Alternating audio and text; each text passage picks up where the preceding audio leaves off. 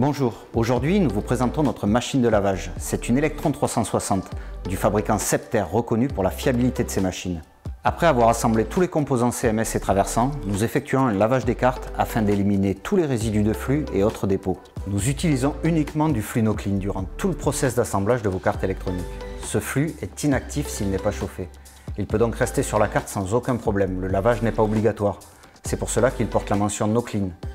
Cependant, le lavage est nécessaire pour une tropicalisation, en vernissage ou en résinage, pour assurer une bonne adhérence sur le PCB. Lors des retouches CMS ou brasage des traversants au fer, un apport de flux important est souvent nécessaire, rendant ainsi la carte relativement sale. Dans ce cas, nous procédons à un lavage obligatoire. Nous travaillons actuellement sur nos process pour avoir un profil de lavage standard qui s'adapte à toutes les cartes fabriquées. Le lavage est réalisé par une machine qui ressemble à un lave-vaisselle industriel. L'enceinte de lavage présente deux paniers dans lesquels sont placées les cartes à laver. Le cycle de lavage est composé de 3 étapes. Étape 1, le lavage. Du produit est projeté par aspersion sur les cartes grâce au bras rotatif équipé de jet sous pression. Le circuit de lavage travaille en boucle fermée et filtrée. Étape 2, le rinçage.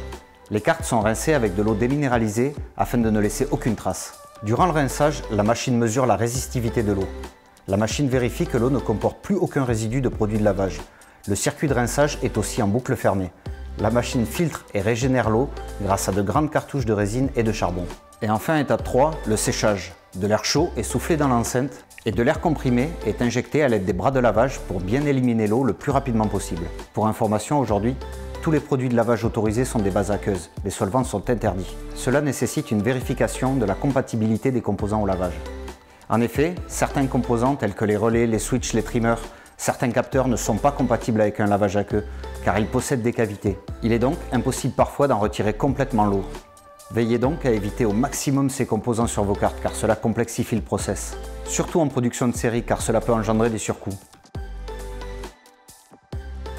Merci d'avoir visionné notre tuto, vous pouvez découvrir plein d'autres vidéos sur notre chaîne YouTube pour découvrir les coulisses de MS Proto. Et surtout, n'hésitez pas à vous abonner sur nos réseaux sociaux afin d'être informé des dernières nouveautés et des dernières vidéos disponibles. A bientôt sur msproto.com.